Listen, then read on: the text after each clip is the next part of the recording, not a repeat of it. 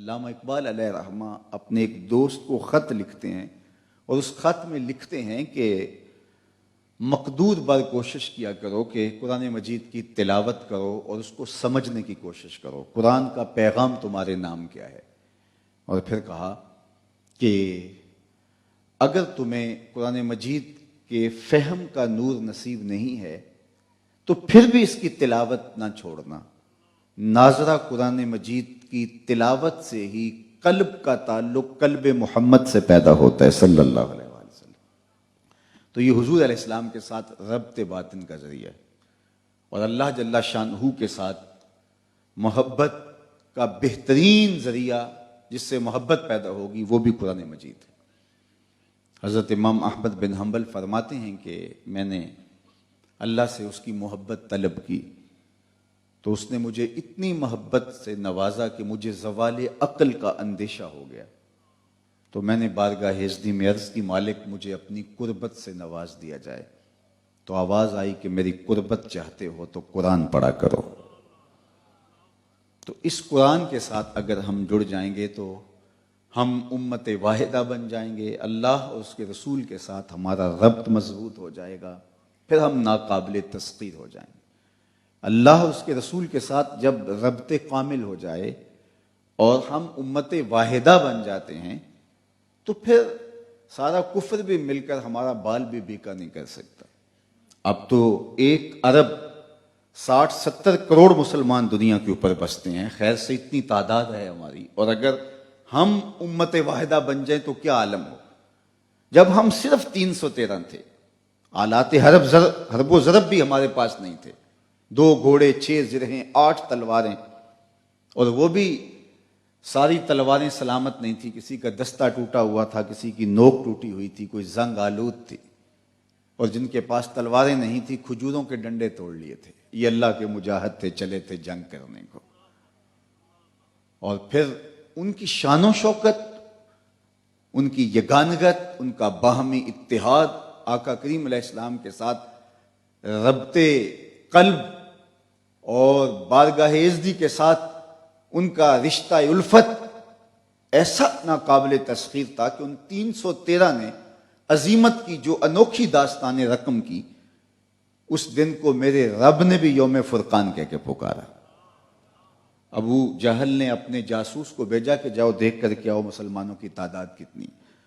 تو وہ پلٹ کے آ کے کہتا ہے کہ جناب 3 اونٹ کھا سکیں گے،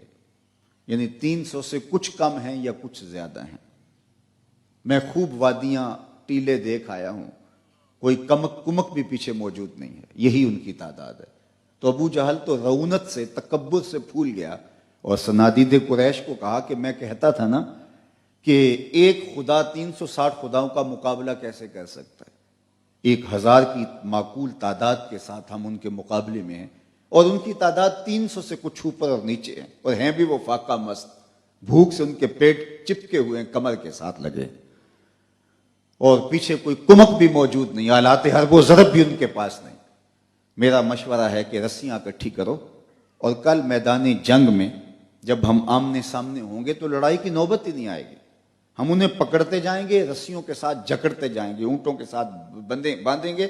اور جا کے کعبۃ اللہ کے اطراف میں ان کو دیواروں کے ساتھ باندھ دیں گے، لوگوں کو بتائیں گے نئے دین کا یہ منطقی انجام ہوا۔ جب پوری رونت کے ساتھ صنادید قریش کو اس نے یہ بات سنائی تو عمیر بن وہب جو جاسوس تھا اس نے سب کو مخاطب ہو کے کہا کہ تمہاری یہ بات اپنی جگہ اور ان کی تعداد وہی ہے جو میں نے بتائی ہے، میں نے کوئی امر مخفی نہیں رکھا، لیکن یہ جو تم کہہ رہے ہو رسیاں اکٹھی کرو، میری بس ایک بات سن لو، وَلَٰكِنْ رَأَيْتُ يَا مَعْشَرَ قُرَيْشٍ البلایا تحمل المنایا، اے قریش کے سرداروں، میں اپنی ان آنکھوں سے دیکھ کے آیا ہوں یثرب کی اونٹنیاں اپنی پشتوں پہ نری موتیں اٹھا لائی، اور وہ زخمی سانپوں کی طرح پیچ و تاب کھا رہے ہیں، اور اگر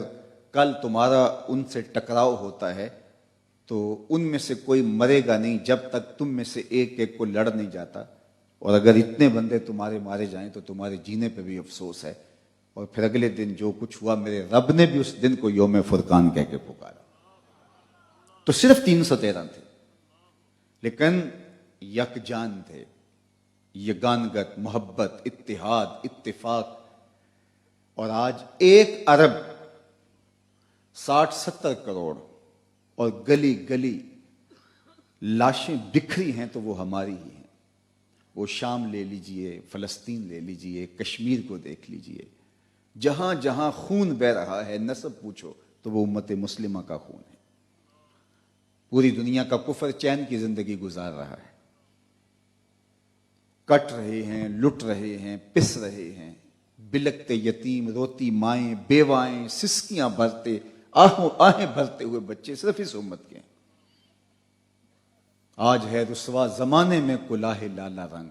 جو سراپا ناز تھے ہیں آج مجبور نیاز.